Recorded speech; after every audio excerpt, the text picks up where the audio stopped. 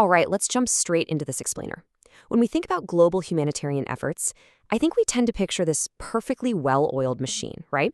A massive system of international organizations swooping in with standardized kits, impartial assessments, and perfectly balanced spreadsheets. But what if the reality on the ground operates on a totally different set of rules? What if the true infrastructure of aid isn't built on logistics or supply chains at all, but on human relationships? Today, we're building a guide to navigating the deep and honestly sometimes uncomfortable ethics of humanitarian intervention. We're going to unpack this together, drawing directly from the experiences of Mikkel Lang-Jensen Fursby across both Cambodia and Nepal. Here is our roadmap for today. 1. The humanitarian illusion. 2. The ethics of relationships. 3. Mechanisms in a crisis. And 4. A new humanitarian logic. We're really exploring how we actually transition from abstract international ideals to the practical, gritty survival mechanisms used on the ground. Section 1. The humanitarian illusion. We're starting this journey by zooming all the way in on a single, mostly empty room in a Cambodian village back in 2012. Here, the author met a local NGO worker named Soka. Now, Soka grew up in these villages. He intimately understood the brutal rhythm of the floods and the droughts, and through him we get this completely unfiltered look at what it actually means to help people when you live among them. It's a perspective that completely shatters that humanitarian illusion we so often perceive from the outside looking in. Soka delivered this incredible, powerful statement. He said, "Neutrality is for those who don't have relationships. Impartiality is for those without obligations." I mean, wow, that completely challenges the core tenets of international aid. Think about it for a second. Western donors, they demand strict neutrality. They demand impartiality. But Soka's essentially saying, look, I can't be neutral. My family's here. My friends are here. For a local worker, relationships are the actual infrastructure. If he doesn't feel a connection to a community, or if a specific person just isn't trusted by their own neighbors, he might not help them. It's a profound shift in perspective. To a local aid worker, impartiality is basically a luxury reserved for people who have absolutely no real obligations to the community they're serving. And this illustrates just a fascinating clash between two entirely different worlds. On one side, you've got external donors demanding impartial KPI metrics. They literally view the funding as a business agreement. We give you cash, you give us data on the target group. Done. But on the other side, local villages survive through deep relational integrity and fairness. They operate on mutual insight. Soka can't just help someone just because a donor's checklist says single mothers.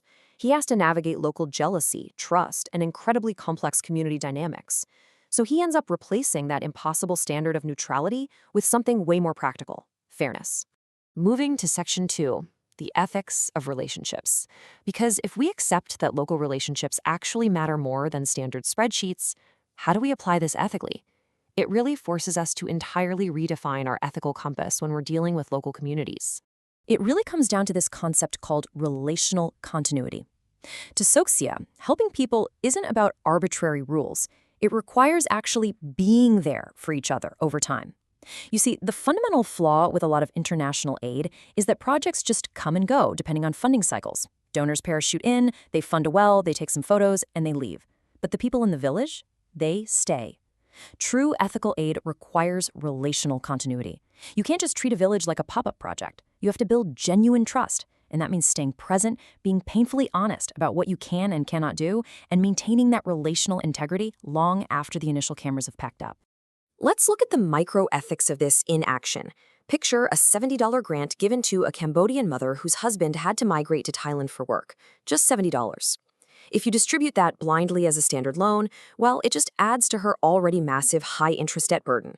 But if you distribute it as a grant based on local trust, because Soka knows her, he knows she won't create local conflict, and he completely trusts she'll use it to buy chickens or seeds, it offers a truly sustainable opportunity. It's given with a clear message: I trust you, I believe in you. It's built entirely on dignity, not just a cold financial transaction. Okay, so understanding this local compass is absolutely crucial. We can clearly see that slow, deliberate, trust-based relationships are hands down the most effective way to create sustainable change. But here's the real test. What happens when we zoom out? What happens when we take these slow-burn, micro-ethics and put them under the extreme, chaotic pressure of a massive national disaster? Which brings us to Section 3, Mechanisms in a Crisis. Let's shift gears and move to Nepal in 2015, where the rules of the game changed dramatically. We're transitioning away from the deliberate, relationship-building community dialogues of Cambodia straight into an acute, high-stakes crisis response where hesitation literally costs lives. In April 2015, a devastating 7.8 magnitude earthquake completely shattered Nepal. To put that sheer, terrifying power into perspective, this earthquake was so intense it actually shifted Mount Everest by 3 centimeters, literally moved a mountain. Thousands of lives were lost. Entire communities and historic temples just collapsed in seconds. This wasn't a slow-moving drought. This demanded a massive, macro-level international intervention. The author arrived as a logistics delegate for the Red Cross, and suddenly, the luxury of slowly building local relationships, totally gone. Every single minute counted. The immediate goal was massive, but straightforward on paper. Distribute standardized, non-food relief item kits to 40,000 families across the country. These kits contained the absolute survival basics. We're talking tarps, blankets, tools, and kitchen utensils. But actually delivering them, that meant navigating an absolute logistical nightmare. You have the supplies, you have your target number, but between the safe warehouse and those 40,000 desperate families lies a completely broken country. Just look at these harsh variables. These are the things logistics teams have to calculate constantly just to ensure aid arrives. Over 400 aftershocks rocked Nepal in the following weeks. Trucks would head out, only to find the roads entirely swallowed by fresh landslides. Drivers would refuse to continue out of totally legitimate fear for their lives. On top of that, you had massive customs delays at the Indian border, heavy monsoon rains, and even political protests creating sudden curfews. You can't just promise a village aid and show up anymore. You have to constantly adapt your distribution points on the fly based on what the fractured roads will actually allow that day. And navigating all of this chaos requires a very specific, almost brutal mindset. In these moments, that very human emotional instinct to instantly help everyone, to just push through the danger because people are suffering, that has to be overridden by cold, rational routing. If a road is too dangerous, or if a distribution point looks like it might turn into a violent riot, you have to cancel it or move it. You have to keep the drivers, the relief teams, and the recipients safe. It feels absolutely awful to tell a desperate community that their supplies are delayed, but rational analysis must trump emotional reactions here. Otherwise, the entire operation just collapses. Section 4. A new humanitarian logic. So we've seen 2 wild extremes. The macro mechanisms of emergency relief in Nepal, which is fast, standardized, and hyper-rational, and the micro-ethics of relationships in Cambodia, slow, highly customized, and deeply emotional. How in the world do we possibly merge these 2 vastly different approaches? This is where humanitarian logic steps in.